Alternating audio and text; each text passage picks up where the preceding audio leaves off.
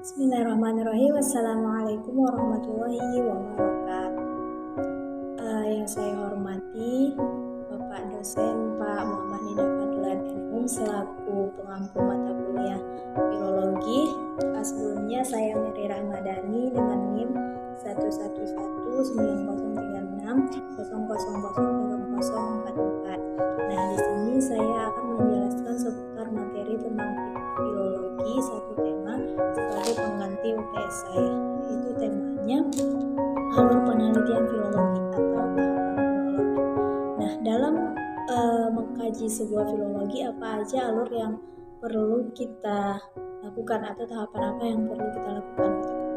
Nah, di sini ada 7 tahapan yang akan kita lakukan jika kita meneliti sebuah teks atau naskah filologi. Nah, apa saja itu? Nah, yang pertama itu ada penentuan teks. Terus yang kedua ada inventarisasi naskah. Selanjutnya ada mendeskripsikan isi naskah. Kemudian membandingkan naskah. Kemudian ada penyuntingan teks. Terus melakukan terjemahan dan selanjutnya menganalisis isi. Yang ketujuh ini akan kita bahas satu persatu. Nah, yang pertama tadi penentuan teks. Dalam mengkaji sebuah filologi, kita harus menentukan dulu judul teksnya, teks apa yang akan kita kaji. Nah, ini caranya yaitu kita pilih teks yang sesuai dengan keahlian kita. Umpamanya bahasanya, bahasa apa yang kita kuasai, kemudian bahasa Indonesia atau bahasa Melayu atau bahasa Arab gitu kan. Ya, kita memilih sesuai dengan bahasa dan keilmuan yang kita miliki. Kemudian kita tertariknya di bidang apa, dan kita juga harus mempertimbangkan teks itu penting nggak untuk dikaji gitu, dan teks itu belum pernah dikaji sama sekali secara filologi. Nah, itu tadi dalam penentuan teks. Terus yang kedua, inventarisasi naskah. Kita menelusuri di mana naskah itu berada. Kita bisa mencarinya di katalog-katalog naskah, kemudian di terbitan-terbitan, bisa juga dari buku, jurnal, dan lain-lain. Dan juga bisa langsung terjun ke lapangan atau meneliti secara langsung keberadaan naskah itu ada di mana gitu, ada di daerah mana gitu. Pokoknya di Indonesia dia ada di daerah Lombok. Dan kalau belum juga ditemukan, kita bisa menemukan penelusuran secara online, bisa melalui aplikasi. Kalau sekarang kan udah canggih, dari aplikasi Grimsi atau Perpusnas dan lain sebagainya. Nah, tahapan yang ketiga yaitu mendeskripsikan isi naskah. Nah, setelah tadi kita tentukan apa teksnya, kemudian kita telusuri keberadaannya kemana, selanjutnya kita deskripsikan isinya.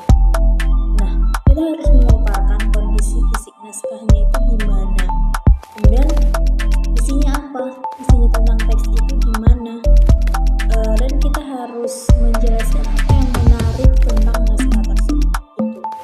Terus apakah identitas si pengarang di buku itu ada dan penyalinannya gimana. Nah, itu mendeskripsikan isi naskah. Nah, tahapan yang selanjutnya itu yaitu membandingkan setiap naskah dan teksnya. Nah, naskah atau teks itu bisa dibandingkan bila teksnya banyak. Nah, yang dibandingkan itu naskah dan teksnya. Kemudian kalau naskah dan teksnya banyak, jadi nanti si filolog atau kita yang mengkaji itu bisa menentukan metode apa yang akan dilakukan dalam filologi ini. Nah, setelah udah dibandingkan tadi, kemudian selanjutnya kita menyunting sebuah teks. Nah, dalam menyunting sebuah teks ini, setelah tadi udah dilalui memilih judul, terus ditelusuri keberadaannya ada di mana, dideskripsikan isinya, terus dibandingkan dengan teks-teks lain. Setelah itu barulah kita menentukan metode apa yang akan dilakukan dalam kajian filologi ini. Nah, kalau memang memakai tadi teksnya banyak, berarti kita bisa memakai metode landasan. Nah, kita memakai metode landasan teks mana yang menjadi landasan gitu kan, dan nanti akan menghasilkan edisi. Nah, edisi apa? Nanti akan menghasilkan edisi campuran. Nah, kemudian kita sebagai filolog atau yang mengkaji teks, kita itu harus konsisten dalam memakai metode. Nah, kalau tadi memakai metode landasan berarti kita menghasilkan edisi campuran. Nah, sini hasil dari langkah setelah menyunting teks, nanti itu akan tercipta sebuah teks yang udah teruji validitasnya gitu, baik dari segi judulnya, kemudian kepengarangan, penjalinannya, dan perbaikan bacaannya atau titiknya, atau yang kurang tasdid lah kalau dia dalam bahasa Arab gitu kan. Kemudian selanjutnya melakukan terjemahan. Setelah tadi yang pertama kan kita udah pilih judul tadi, kemudian ditelusuri dia ada di mana, kemudian deskripsikan isi dan naskahnya gimana, kemudian dibandingkan dengan naskah yang lain, kemudian disunting. Setelah berhasil menyunting sebuah teks, udah ada perbaikannya, baik dari segi kepengarangan maupun isi teksnya, kemudian selanjutnya kita melakukan terjemahan terhadap teks. Nah, melakukan terjemahan atau alih aksara atau alih bahasa, nah itu kata lainnya. Nah, setelah kita melakukan itu tujuannya itu supaya pembaca yang selanjutnya, pembaca masa kini itu memahami isi teks kita, memahami apa yang kita tulis. Nah, kita sebagai filolog, kita juga harus mempertimbangkan penggunaan metode terjemahannya bagaimana, supaya orang yang membaca teks kita nantinya tidak kebingungan, supaya paham gitu kan. Kemudian hasil penerjemahan itu biasanya diletakkan berdampingan dengan hasil suntingan teks. Ya otomatis emang sebaiknya begitu, supaya mempermudah. Setelah hasil suntingan teks tadi, baik dari segi kepengarangan, judul, dan bacaan-bacaannya udah selesai, kita lakukan selanjutnya kita letakkan terjemahan di sampingnya supaya lebih paham, supaya yang membaca nanti lebih mudah untuk memahami.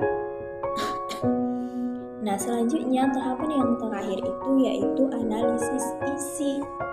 Nah, setelah ditentukan tema, ditelusuri keberadaannya, dideskripsikan isinya, kemudian dibandingkan dengan naskah-naskah yang lain, dan disunting. Setelah disunting dilakukan terjemahan. Nah, setelah udah ada hasil suntingan dan terjemahan, selanjutnya menganalisis isi. Nah, analisis ini sangat penting supaya kita memaknai isi itu sesuai dengan konteks. Dalam konteks apa gitu kan. Nah, dalam konteks manuskrip tersebut dulunya dibuat yaitu dalam rangka apa gitu. Nah, supaya kita memahami maknanya itu. Teks ini dulunya dibuat dalam rangka apa gitu. Nah, kita analisis isinya. Kemudian menganalisis itu berarti memaknai isi teks sesuai dengan konteks tertentu. Jadi kita menganalisis isi sesuai dengan konteks tertentu atau dalam keilmuan apa gitu. Nah, selesai sudah alur dan tahapan penelitian filologi. Nah, bisa disimpulkan alur penelitian filologi itu ada tujuh tahap. Nah, yang pertama itu dari penentuan teks, kemudian inventarisasi naskah atau ditelusuri keberadaannya ada di mana, kemudian mendeskripsikan isinya, kemudian dibandingkan setiap naskah dan teks dengan naskah-naskah yang lain. Setelah itu dilakukan penyuntingan. Setelah hasil penyuntingan sudah ada diperbaiki bacaan-bacaannya maupun dari segi penyalinan atau pengarangnya atau judulnya. Kemudian selanjutnya dilakukan terjemahan alih aksara atau bahasa. Kemudian yang selanjutnya itu dilakukan analisis isi supaya kita bisa memaknai si teks ini dulunya dibuat dalam rangka apa, dan kita bisa memaknai konteks tersebut dalam keilmuan apa gitu. Selesai sudah video dari saya, kurang dan lebihnya mohon maaf. Terima kasih kepada Bapak dosen Muhammad Nida Bulan. Wassalamualaikum warahmatullahi wabarakatuh.